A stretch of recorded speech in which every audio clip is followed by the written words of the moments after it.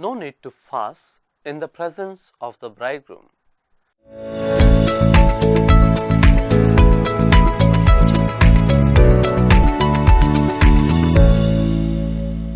My dear brothers and sisters, fasting, prayer, and almsgiving are the fundamental religious duties.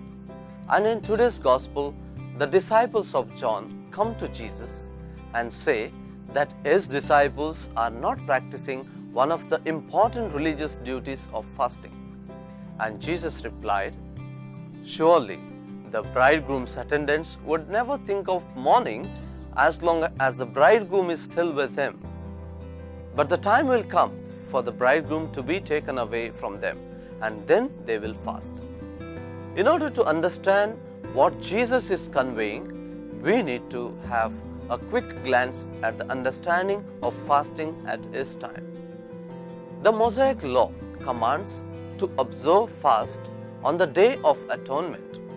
Later on, the Pharisees began fasting 2 days in a week, that is on Mondays and Thursdays. And this practice was adopted by the disciples of John. Among the Pharisees, this was the source of pride, as we see in the Gospel of St. Luke chapter 18 verse 12, where the Pharisee boasts of fasting twice a week in his prayer in the temple. It is interesting that when the early Christian fasted, church history informs us that they also fasted twice a week, but on Wednesdays and on Fridays, in order that their fasting not to be confused with the fasting of the Pharisees. Jesus is not against fasting, but he is against the intention of fasting.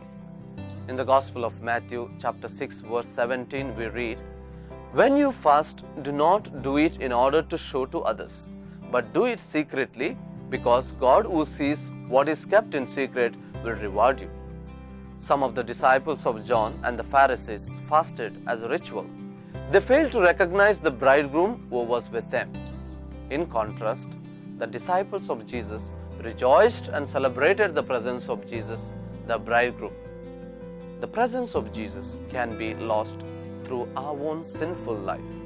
Therefore, whenever we fast, we are doing nothing but repenting and coming back to His presence. Then in His presence, we need not fast, but rejoice and celebrate, because He is our bridegroom.